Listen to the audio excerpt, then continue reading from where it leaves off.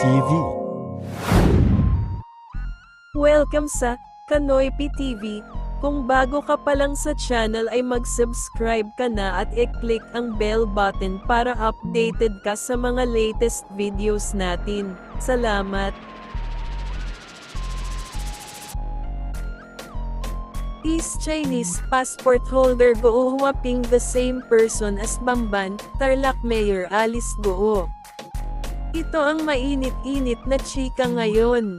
Si Senador Sherwin Gatchalian ang nagtanong habang iniharap niya noong Martes ang mga record mula sa Board of Investments ng aplikasyon ng pamilya Goo para sa Special Investors Resident Visa.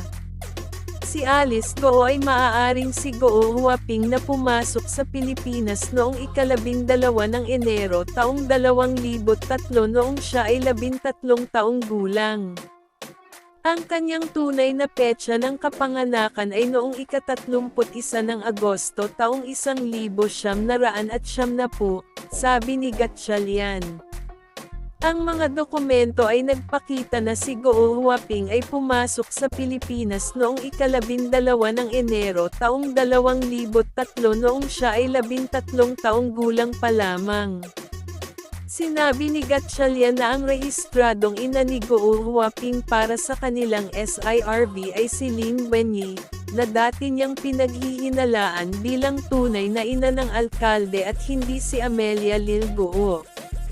Nauna nang sinabi ni Goo na siya ang mahal na anak ng kanyang ama sa kanilang katulong na si Amelia, na iniwan siya noong bata pa siya.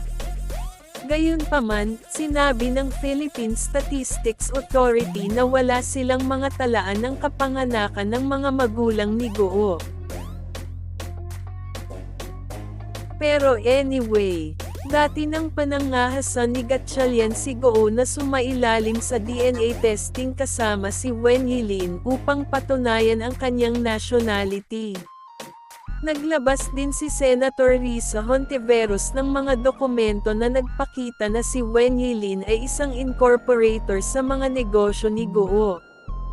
Para kay Gatchalian, ang mga dokumentong ito ay magpapalakas ng isang quo warranto na kaso laban sa embattled mayor. Humingi ng komento ang GMA News Online kay Goo sa pamamagitan ng kanyang abogado at sa pamamagitan ng Bamban Public Information Office, ngunit hindi pa sila sumasagot sa oras ng pag-post. Si Goo ay nasa gitna ng imbestigasyon ng Senado sa sinalakay na Philippine Offshore Gaming Operators, POGO, hub sa Bamban, Tarlac matapos ang ilang mga dokumento ay nagpapakita na siya ay personal na sangkot sa pagproseso ng mga dokumento para sa mga operasyon nito. Kinwestiyon din ang pagkamamamayan ni Goo dahil sa kanyang hindi pare-parehong testimonya tungkol sa kanyang background at sa mga di umano'y nagdududa na mga dokumento na maaaring patunayan na siya ay isang tunay na Pilipino. Dahil sa natuklasan nito ay, posibleng matanggal sa pagka-mayor si Alice Goo, at patong-patong na kaso ang isasampa sa kanya.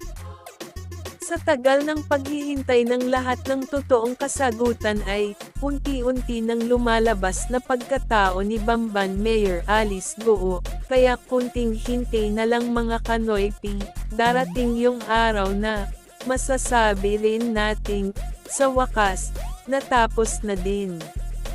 Kaya abang-abang lang tayo sa nakakagulat na mga revelasyon tungkol kay Mayor Alice Goo. Pero anyway, maraming salamat sa panonood at sumusuporta sa ating channel. Don't forget to like, share at huwag kalimutang magbahagi ng inyong mga komento. Salamat!